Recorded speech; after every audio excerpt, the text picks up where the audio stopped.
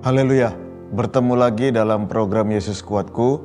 Kembali kita akan mendengarkan kebenaran firman Tuhan. Tetapi sebelumnya mari kita bersatu di dalam doa. Allah Bapa kami yang bertata di kerajaan surga, terima kasih untuk keberadaan kami hingga sampai pada hari ini. Semua karena kemurahan-Mu ya Bapa yang terus mengalir dalam kehidupan kami. Kami pun berterima kasih kalau pada hari ini kami akan mendengarkan lagi firman-Mu ya Tuhan. Kami percaya firman-Mu akan memberkati kami dan menguatkan kami. Dan akan memotivasi kami untuk semakin hidup selaras dan sepadan dengan kebenaran firman-Mu ya Tuhan. Berkati kami ya Tuhan. Dan kami membuka tanah hati kami ini untuk ditaburi oleh kebenaran firman-Mu. Sehingga firman-Mu itu akan berakar, bertumbuh dan berbuah-buah. Terpujilah nama-Mu ya Tuhan. Dalam nama Tuhan Yesus Kristus kami berdoa mengucap syukur. Haleluya. Amin. Bapak, Ibu, Saudara-saudaraku yang kekasih, firman Tuhan yang akan di-sharingkan pada hari ini berjudul Ada Bedanya, dengan ayat pokok dari Maleakhi 3 ayat yang ke-18. Saya akan membacakan ayat ini bagi kita sekalian. Maka kamu akan melihat kembali perbedaan antara orang yang benar dan orang fasik, antara orang yang beribadah kepada Allah dan orang yang tidak beribadah kepadanya. Tuhan menginginkan kita anak-anaknya untuk beribadah kepadanya.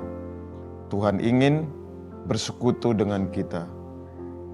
Dalam hukum Taurat yang keempat, hukum Taurat ini berbunyi, ingatlah dan kuduskanlah hari Sabat.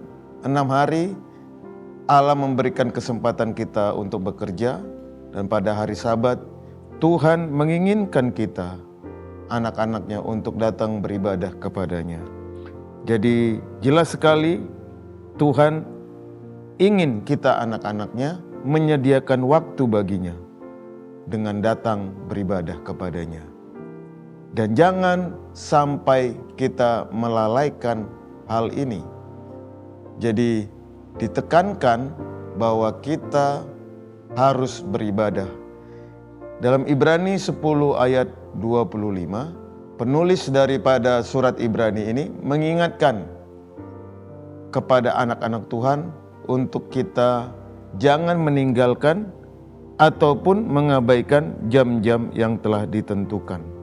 Pada saat manusia diciptakan oleh Tuhan, tujuan utamanya adalah membangun hubungan, kedekatan, dan persekutuan dengannya. Dan hal ini dapat kita lakukan dengan beribadah. Perenungan firman Tuhan pada hari ini ada bedanya. Sebagaimana ayat pokok yang tadi sudah saya bacakan bagi kita sekalian, akan ada perbedaan antara orang benar dan orang yang fasik dalam beribadah. Tentunya kita ingin ada di posisi orang-orang yang benar. Tetapi dalam kita beribadah ini, ada juga di ayat pokok kita tadi sebutkan ada orang-orang yang fasik. Apakah yang dimaksud dengan orang fasik ini? Orang fasik di sini adalah orang yang tahu kebenaran firman Tuhan, orang yang tahu bahwa dia harus beribadah kepada Tuhan, tetapi tidak melakukannya dengan sungguh-sungguh, tetapi tidak melakukannya dengan rasa hormat. Mereka beribadah dengan motivasi yang salah. Mereka melakukan ibadah tetapi tidak mempunyai hati nurani yang murni. Dan orientasi mereka hanya untuk mendapatkan materi ataupun berkat. Jadi ada orang-orang yang seperti ini. Dan orang-orang yang seperti ini hatinya Tuhan tahu. Dalam Ibrani 4 ayat 13. Ayat ini dengan jelas katakan, Tuhan mengetahui segala sesuatu. Semuanya telanjang dan terbuka di mata Tuhan. Termasuk juga isi hati kita sebagai anak-anaknya. Jadi orang fasik adalah orang yang beribadah tetapi tidak tulus, tidak murni hatinya, dan tidak hormat dan mentaati kebenaran firman Tuhan. Sangat berbeda dengan orang-orang yang benar, yang sungguh-sungguh dalam beribadah. Orang yang sungguh-sungguh dalam beribadah ini, hatinya memang mereka berikan sepenuhnya kepada Tuhan. Dan tentunya akan ada perbedaan perlakuan dari Allah kepada orang-orang yang fasik dan juga kepada orang-orang yang benar dan sungguh-sungguh dalam beribadah. Kepada orang yang fasik, maka pada waktunya Tuhan, mereka akan menerima kutuk dan mereka juga akan menerima penghukuman. Tetapi kepada orang-orang yang benar dan dengan sungguh-sungguh beribadah kepada Tuhan, maka Tuhan akan memperhatikan mereka. Maka Tuhan akan menyayangi mereka. Maka Tuhan akan memperlakukan mereka sebagai anak-anaknya. Dan tentu apa yang Tuhan janjikan itu akan diterima oleh siapa? Oleh orang-orang yang benar dan sungguh-sungguh dalam beribadah. Jadi ada perbedaan, Bapak Ibu Saudara-saudara sekalian. Oleh karena itu, pada hari ini, marilah kita mengintrospeksi diri kita. Apakah kita sudah benar-benar beribadah dengan sungguh-sungguh? Karena kalau kita sungguh-sungguh beribadah kepada Tuhan, Tuhan akan mencatatnya dalam buku kehidupan. Dan pada saat nanti kita menghadap Tuhan di tahta pengadilan Kristus, sebagaimana yang terdapat dalam 2 Korintus 5 ayat 10, Tuhan akan bukakan semuanya.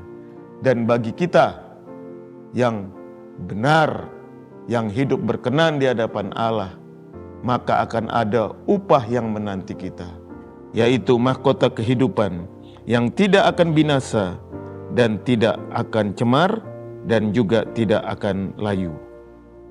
Oleh karena itu, marilah kita beribadah lebih sungguh-sungguh lagi kepada Tuhan. Lebih lagi kita mau memberikan yang terbaik untuk Tuhan.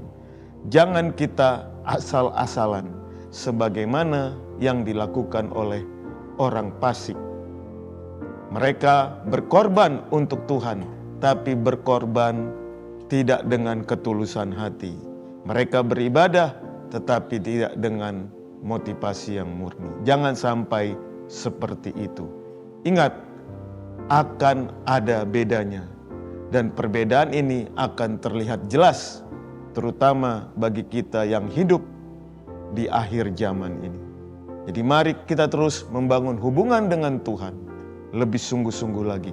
Kita jaga hati kita jaga kekudusan hidup kita, sehingga ibadah kita menjadi ibadah yang sejati, sebagaimana yang terdapat dalam Roma 12 ayat 1. Demikian kebenaran firman Tuhan pada hari ini. Terpujilah nama Tuhan.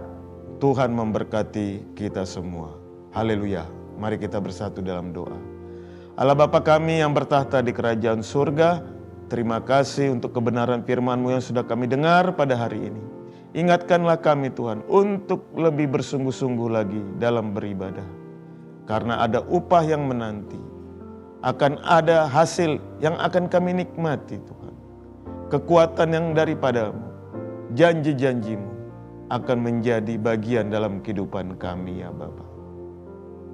Tolong kami Tuhan untuk menjaga hati kami, untuk kami menjaga kekudusan hidup kami, sehingga kehidupan kami ini menyenangkan hati-Mu ya Tuhan. Tolong kami untuk melakukan kebenaran firman-Mu ini, sehingga kami menjadi berkat dimanapun kami berada. Sehingga kami menjadi pelaku-pelaku daripada firman-Mu. Terang kemuliaan Allah terpancar dalam kehidupan kami. Terima kasih Tuhan, terpujilah akan nama-Mu. Berkati kehidupan kami sepanjang hari ini. Berkati dalam segala aktivitas yang kami lakukan. Pimpinlah kami terus dengan roh-Mu ya Tuhan. Tuntunlah kami terus di jalan kebenaran. Dalam nama Tuhan Yesus Kristus, kami berdoa mengucap syukur. Haleluya. Amin. Bersama Yesus, aku kuat. Haleluya.